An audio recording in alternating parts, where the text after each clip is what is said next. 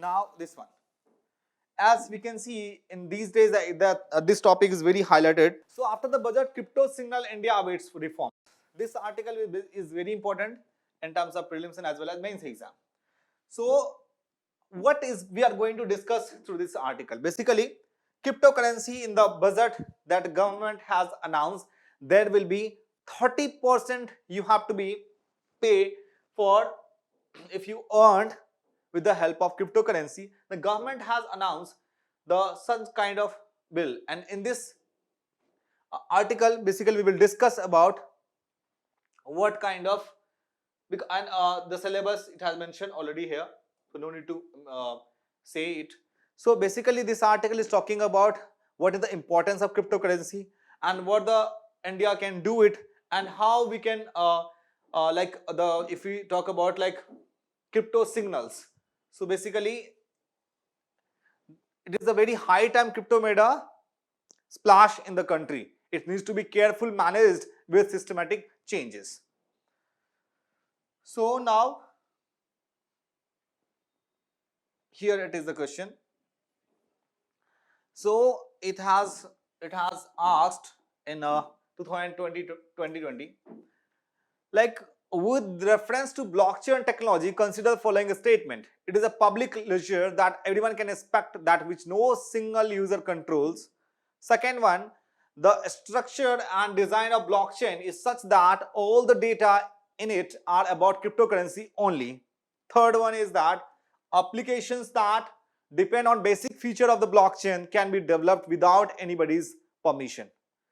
So think about, like, because all the statement is not correct, because we have option only one and two. Either a one statement is correct or either a two statement is correct. But we have to find it out which statement which statement is basically incorrect one. So it is a public ledger that everyone can inspect, but which no single user control. So now think about which one could be the answer. Think about. Take your 30 to 40 seconds and think about which one could be the answer. Okay. So basically blockchain technology is a decentralized data, right? So it is a public ledger that everyone can inspect, but which one no single user controls. That is the correct one. So one is correct here. Here one is correct. So it means the answer would be here this one and this one. We can easily eliminate the second option. It means second one is incorrect. If you are sure, because we do not have a single control of blockchain technology, we cannot easily track it. That's why government is trying to like control over there, right? So basically it is a public ledger that everyone can inspect, but which no single users control. The structure and design of blockchain is such that all the data in it are about cryptocurrency only. This is not correct one. Third one, yes, third one is correct. So 1 and 3 is the right answer. Application that depends on basic feature of the blockchain can be developed without anybody's permission, right? So 1 and 3 is the right answer.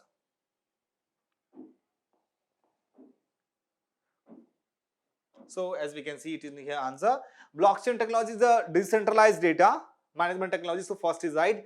Blockchain technology can be used for storing any type of data from land records to vehicle ownership to transaction of cryptocurrency. And so B and C are eliminated. Bitcoin and other cryptocurrencies are their wallets have been created by computer experts without taking permission from any governments or central bank. So the third statement is also correct one.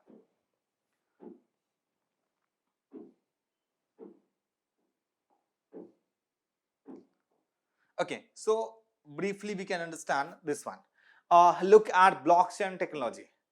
Blockchain is decentralized ledger of all transaction across a peer-to-peer network. As we can see, like WhatsApp is doing for peer-to-peer network. It means like one person can send to the another one, and no third party can easily crack it. That is a peer-to-peer. Using this technology, participant can confirm transactions without the need of central authority. So potential application include fund transfer, settling trades, voting, and many other uses. How it works? A blockchain technology, how it works? Basically, we can say someone requests a transaction. So once someone requests the transaction, the requested transaction broadcast to a P2P network, peer-to-peer network, consisting of computers known as nodes. And what the other things? The network of nodes validate the transaction and the user's status using known algorithms. Because this mechanism you must know and aware about, because as you can see, the questions has been framed earlier, because how the blockchain technology works, prelims and as well as mains section is concerned. So basically how the things is going on, someone requests the transaction first, and requested transaction is broadcasted to a P2P network consisting of computers known as nodes, and that nodes validate the transaction. Then what happened? What the next step? A verified transaction can involve cryptocurrency, contracts, records, or other information. And what the next thing is done? Once verified, the transaction is combined with the other transaction to create a new block of data for the ledger. And the next is that new block is then added to the existing blockchain. The transaction is complete. So this is the chain, but the first step is here, then second, and then third, and then fourth. Because in a lucid manner, I just explained all the things, because this one blockchain technology you must aware with the help of data, with the help of diagram, so that your mind is easily recall it while you are solving such questions that is based on blockchain technology.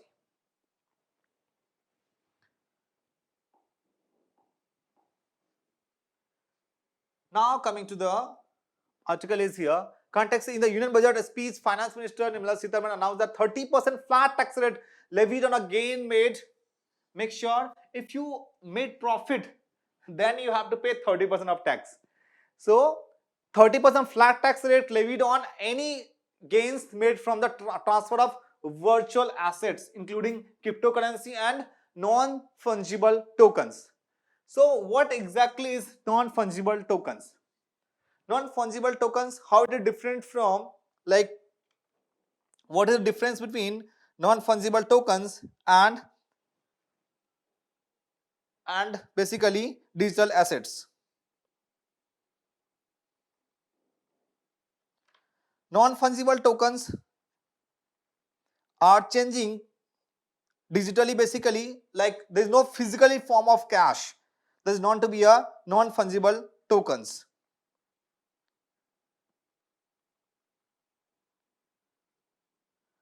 So in that case, we have to, non-fungible tokens is a non-interchangeable unit of data stored on a blockchain, a form of digital ledger that can be sold or traded without the government permission. So what exactly is cryptocurrency? Crypto consists of a digital denominations designed to work as a medium of exchange through a distributed computer networks, that is a blockchain, that is not reliant on any central authority. Because the case of, like, once we are going to say transfer the amount with the help of internet banking, we have lots of options like NEFT option, IMPS options, RTGS options, and with the help and the who is controlling this all the things, NPCI, right? So NPCI, which means National Payment Corporation. So NPCI is controlling authority with all the things. So in that case, once we are talking about the cryptocurrency,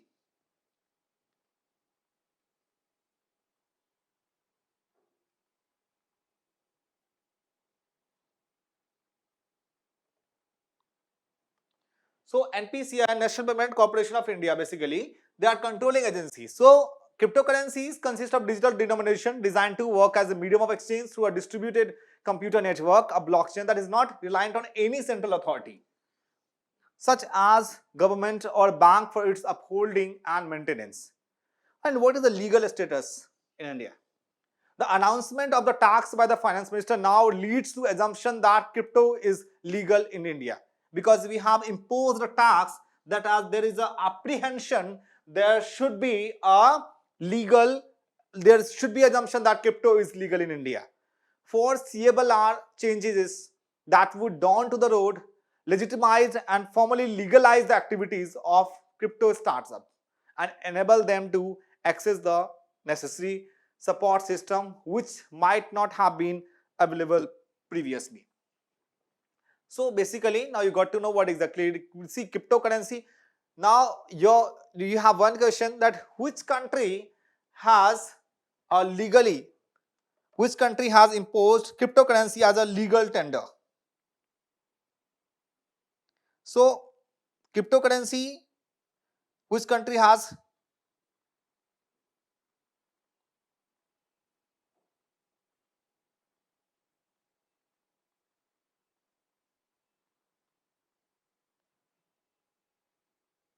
So El Salvador. El Salvador is the one country, only the one country, only the country in the world, like El Salvador, whose cryptocurrency has to be a legal tender. Legal tender, which means that, what exactly the term? Legal tender. So legal tender is that basically in the forms of borrowings, you can, any person cannot deny to accept this. That is known to be a legal tender. For example, like 10 rupee coins, that is a legal tender. Anybody cannot refuse it. But if you talk about like gold coins, yes, anybody can refuse it in the terms of borrowing. So you cannot like force to someone that you just need to receive this one. So basically in the form like Indian currency, cash, that is known to be a legal tender. So basically El Salvador is the only country in the world which has to be announced that is a legal tender. Many countries are accepting the cryptocurrency, but El Salvador is the only country in the world which has to be announced that in our country it should be a legal tender, which means one person cannot deny to accept this. Okay, so what are the implications of taxing cryptocurrencies in India? Whilst critics are right to observing that 30% flat tax rate is harsh rate, and this is a premium and price well worth paying in exchange for what is effectively a ruling out of prospects for a total ban on cryptocurrency by the central government. And what is the scope of for innovations? Higher tax rates would be inevitably hamper the willingness of investors, because if the more the tax rate is very high, in that case the investor will not accept the cryptocurrency, and at the end that will harm to our Indian economy. So convert cryptocurrencies into the national fight. This may be in turn open up more doors for technological savvy and innovation mindset investor. The extremely high tax rate and fact that losses cannot be offset would invariably propel investor to the alternate means of storing. So in that case, if the tax rate is very high, in that case the investors is looking to change some other option to accept it. In that case, what will be done? In that case, the economy will not be boost up what the government wants. So in cryptocurrency, without foregoing the significant losses involved at the switch back into the rupee, and inveterate upside of this, then it is a prospective conversion and relocations of crypto funds from one firm to another. Such transformation would involve DeFi, which means decentralized finance. Activities such as staking, lending, and providing liquidity among others. Like in the case, like many of the cases, as we can see,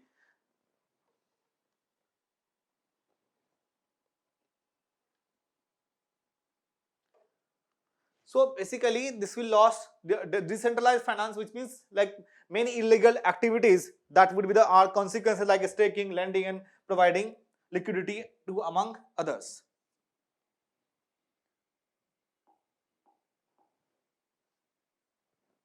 So scope for DeFi in India. So DeFi, decentralized finance, is an umbrella term for financial services on public blockchain, and with DeFi one can do most of the things that banks support: earn interest, borrow land, buy insurance, trade derivatives, trade assets, and more. But it is faster and does not require paperwork or a third party. What, as I said in the earlier, so basically DeFi is an umbrella term for financial services on public blockchain, and with DeFi one can Most of the things of the bank support, one can earn interest, borrow land, and buy insurance, and does not require any paperwork for a third party. DeFi is a global peer-to-peer, P2P, directly between two people and not routed through a centralized system, pseudonymous and open to all. The process highlighted above would drive innovations in the field of Indian DeFi. So basically, the having some pros and cons of DeFi in India. What exactly the concern is? Low participation due to high rate. The community of small and medium sized enterprises, that is a MSME basically we're talking about, and lower and high net worth individuals is going to find it most difficult to access the ecosystem given the substantial barriers posed by tax rates. Lack of clarity, because it comes to India crypto policy at last, there is a fundamental lack of clarity in aspect other than taxations. There appears to be a push to treat crypto as purely an assets class than currency. So the consolations offered by the government in form of Reserve Bank of India, that is CBDC, which means Central Bank Digital Currency. CBDC stand for Central Bank Digital Currency, will definitely help in pushing for the adoption of digital currency, but equally defeats the fundamental purpose of cryptocurrency.